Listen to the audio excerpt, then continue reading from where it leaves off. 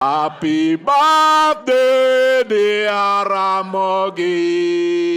Turnout ber kabisa nikech kana donjo kanyo kar saa 3:30 ne gise yudo jima oloyo 1,000 to en chenro pod dhi mbele nyaka giko. Ing'eyo ni mondo yud ng'ama konyi e weche machalo gi chiwo thieth ok en gima yot ahinya, mondo kero kamano ahinya. Achopo ka saa 12:30 okinyi kendo ka wachopo to ayudo ka chenro ni e yo makare. Kichopo ikuongo imiyi gima iluongo ni mask mondi, bang' mask no ti sanitize your hand kasto ibedo registered. Na sacho gine simu mondo ang'e kuma Ramogi dhiye. Omora matek, an gi problem mar stomach, omora kabisa. Duoko jo Ramogi erokamano. Abe aringo matek ka Migori mondo mi abi anwang' ngima. Pinye mabor dating'o ji mang'eny. Dala Kisumu, Kakamega.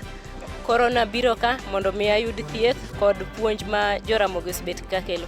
En chenro maber kendo dhi kono oganda mang'eny kech jowuok mang'eny mondo biye kony mar thieth ni. Kane line ane process mar checking. Ang'ina idhi hudumia na maber. Koro an nabiro kar ka iri tuo mar wang'. To gisechako thiedha kendo thieth dhi mbele. Agone giero kamano ahinya kendo githiedhowa maber. We are happy that this is where we chose to celebrate Ramogi at 1. The need for free medical services is dire. We've had people come all the way from Kakamega, from Bita, from Siaya, from Yoma, like 3 hours away. And we've had to close the gates because the numbers were overwhelming. Happy birthday, dear Ramogi.